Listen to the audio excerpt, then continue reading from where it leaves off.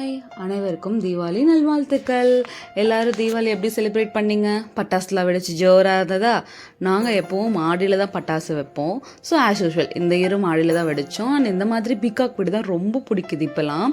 நம்ம வெடி வைக்கிறத விட இந்த மாதிரி தூரத்தில் வெடிக்கிற வெடியை பார்க்க அவ்வளோ ஒரு பீஸ்ஃபுல்லாக இருக்கும்ல. முன்னாடிலாம் ரோட்டில் யார் வீட்டு வாசலில் பேப்பர் குப்பை அதிகமாக இருக்கும், அது ஒரு தனி விதமான கெத்து. இப்போ அந்த மாதிரி ஹாப்பினஸ் எல்லாம் போயிடுச்சு, பெருசாக இன்ட்ரெஸ்ட்லாம் இல்லாமல் போயிடுது.